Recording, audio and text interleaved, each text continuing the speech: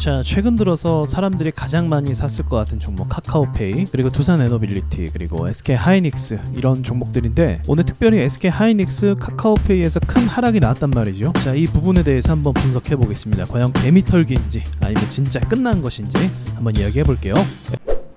SK하이닉스부터 볼까요? 먼저 이전에 중요한 저항을 돌파하면서 흐름이 나쁘지 않았어요. 뭐 살짝 이 정도 조정은 받을 수 있죠. 그리고 나서 다시 신고가를 가려고 하는 이런 움직임이 나왔습니다. 그러니까 이때까지 움직임이 정말 좋았던 거죠. 그런데 오늘 갑자기 장 시작하자마자 이게 굉장히 이례적인 하락이거든요. 자, 보시면 대체거래소에서는 반응이 없었어요. 장이 시작하고 나서 정규 시장에서 이렇게 하락했습니다. 그러니까 뭔가 이유가 있는 하락이라고 볼 수가 있겠죠. 보통 이런 대형주는요, 갭 하락을 하지 않아요. 정말 큰 악재가 있어야만 갭 하락을 하고, 시장이 안 좋아도 갭 하락은 잘 안 합니다. 근데 갭 하락을 했다는 건 이유가 있다는 거예요. 자, 뉴스를 보니 이런 뉴스 기사가 나옵니다. 내년에 HBM 가격 하락 위험이 있다. 그래서 골드만삭스가 이러한 전망치를 내놓았다. 그래서 하향 조정됐다라고 하면서 지금 9% 가까이 하락하고 있다는 거죠. 사실 좀 어이없죠. 골드만삭스가 이야기하는 게 뭐 중요하기도 하겠지만 지금 당장을 반영하는 건 아니거든요. 지금 올라가는 이유와 근본 자체가 SK하이닉스가 매출도 있지만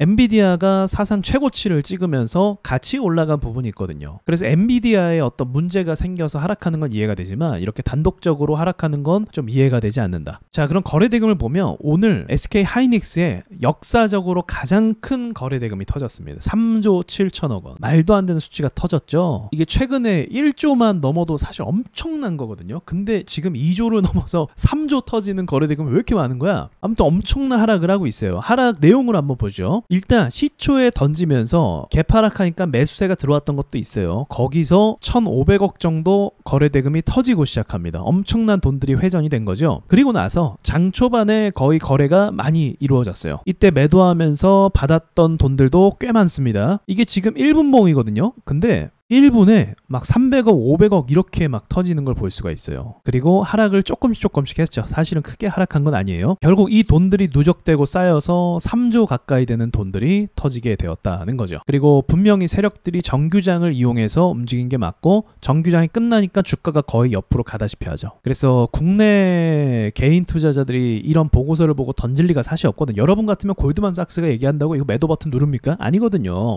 이걸 매도한 건 외국인이라고 볼 수가 있습니다. 그리고 세력들은 항상 던질 때 차트가 가장 이쁜 상태에서 던지긴 하거든요. 근데 제가 봤을 때 지금은 좀 아닌 것 같아요. 확실히 슈팅이 나온 것도 아니고, 그래서 그냥 단순한 해프닝으로 지나갈 가능성도 좀 있다고 생각이 들어요. 왜냐면 근본적인 재료가 있잖아요. 엔비디아가 오르고 반도체 시장에 대한 기대치가 높아지는 거, 그런 근본적인 재료가 지금 소멸된 게 아니기 때문에 좀 며칠 지나면 회복이 되지 않을까, 갈 종목이라고 한다면 말이죠. 그러나 오늘 거래대금이 많이 터졌기 때문에 이것이 투자자들에게 공포의 대상으로 또 다가올 거예요. 보통 투자자들이, 저는 그렇게 생각하지 않는데, 거래 많이 터진 음봉을 좀 무서워합니다. 근데 거래 많이 터진 음봉의 종류가 있거든요. 이렇게 흔들면서 음봉이 떨어지는 게 있어요. 분봉상으로. 이러면 매물을 많이 끌고 내려와서 좀 심각한 움직임이 되긴 하는데, 지금은 한 방에 내려오면서 거래가 터진 거란 말이죠. 그래서 제가 봤을 때 그렇게 위협적인 하락이라고 보여지진 않아요. 아무튼 사람들에게 공포를 줄만하다라고 볼 수 있죠. 그러니까 최근 두산에너빌리티가 약세 흐름으로 되니까 원래의 코스피, 코스닥 흐름으로 돌아오는 것 같기도 해요. 자, 다음은 카카오페이 보겠습니다. 카카오페이 왜 이러나요? 엄청난 하락을 하고 있어요. 제가 지난주 토요일날 라이브 방송 때 그 과대낙폭 종목들에 대해서 좀 이야기를 했었어요. 이 종목이 마침 예시 종목으로 이렇게 박살이 났네요. 어떻게 됐어요? 고점에서부터 지금까지 딱 반토막 났습니다. 살짝 모자르긴 한데 거의 반토막 났어요. 그리고 지난달 25일에 고점을 찍었으니까 지금 한 달도 안 돼서 반토막이 난 거예요. 자, 그럼 이것도 마찬가지예요. 재료가 중요하거든요. 재료가 소멸이 됐나?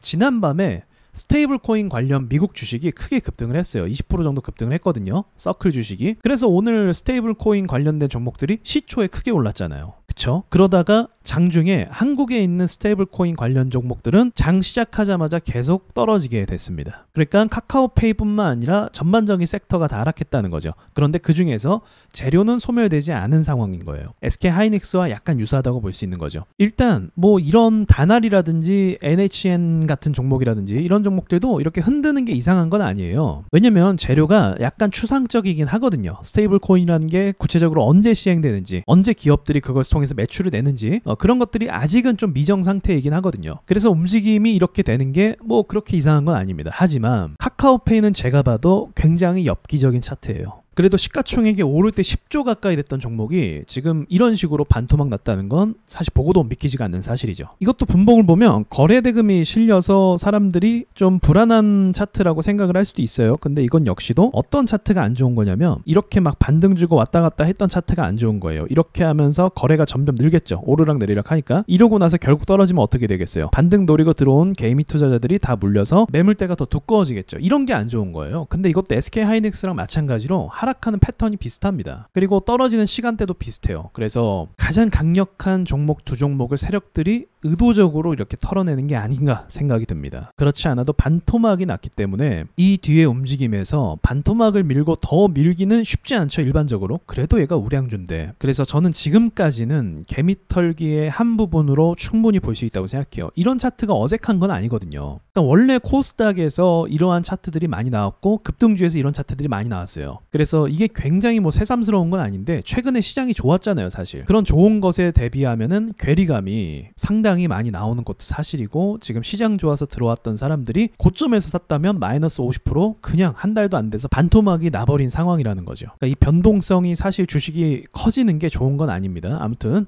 제가 생각한 그 수치보다 더 많이 밀어낸 것도 사실이에요. 근데 경험상 이렇게 많이 밀어내면 또 반등이 어느 정도는 나온다. 그래서 2차 파동이 중요해요. 사실 여기 찍고 이제 올라가는 정고점을 뚫는 2차 파동이 중요한데, 스테이블 코인 관련된 재료가 죽은 게 아닌 것 같아요. 제가 봐도 미국 주식이 그렇게 오르는 걸 보니까. 그래서 미국 주식 있죠, 서클 말하는 거예요. 그 주식의 움직임에 따라서 이 방향성이 정해질 것 같습니다. 그리고 스테이블 코인으로서 올라가기 시작한 그 시점이 한 달 조금 넘었거든요.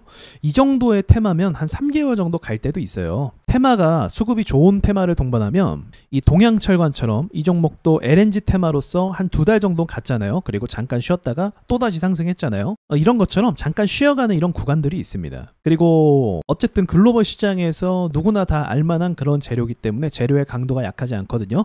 그래서 지속성을 좀 갖고 있기 때문에 지금 혹시 물리신 분들이 있다면 아직은 지켜봐도 괜찮은 상황이다 라고 생각을 해요. 이런 지지선들이 있는데 이런 것들을 그냥 통과했단 말이죠. 과감하게. 이런 우량주는 반등이 나올 법도 한데 아주 이례적인 개미털기 모양을 가지고 있다고 전 생각합니다. 그러나 중요한 건 전제겠죠. 이제 제 견해는 1차 파동이 나왔기 때문에 2차 파동의 가능성도 있기 때문에 2차 파동을 고려한다면 지금은 개미털기일 가능성도 배제할 수 없다. 그렇게 좀 정리해서 말씀을 드릴게요. 그래도 제가 멤버십 분들에게는 늘 똑같은 말씀을 드리기도 하는데, 이런 지지선을 이탈하는 건 어쨌든 좋은 게 아니에요. 그래서 이런 것을 이탈했을 때는 비중을 줄여나가는 게 맞긴 합니다. 그러나 2차 파동이라는 그런 기대감도 있잖아요. 막 다시 상승하고 재료가 또 불붙어서 올라가고 그런 가능성이 또 있기 때문에 비중을 줄여서 어느 정도 보유하는 것도 전 나쁘다고 생각하진 않아요.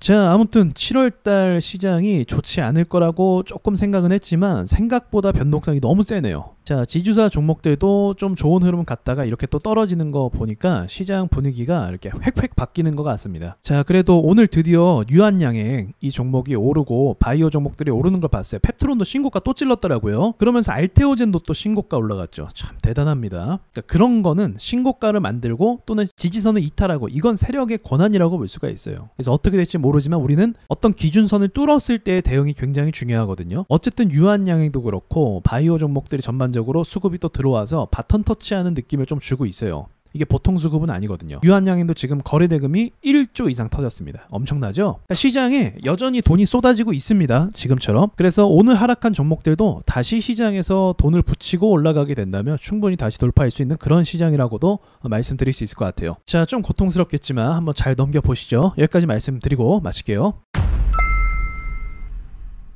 자, 여기를 보시면 무료 강의가 이렇게 많습니다. 하나하나 다 제가 만든 강의들이고요. 꼭 들어보시길 바랍니다. 세력주 매매 공식 책을 구매하신 분들도 이렇게 강의를 무료로 들을 수가 있습니다. 그리고 제가 자주 사용하는 수익나는 매매 기법들도 여기 올렸으니까 와서 배우시면 됩니다. 또 매매일지도 이렇게 올리고 있는데 제가 어떻게 매수 매도하는지 설명도 하니까 여러분 공부에 많이 도움이 되실 겁니다. 자, 와조스키 멤버십에서는요, 제가 뽑은 초강력 세력주들을 항상 알려드리니까 이것도 공부와 매매에 많이 도움이 되실 겁니다.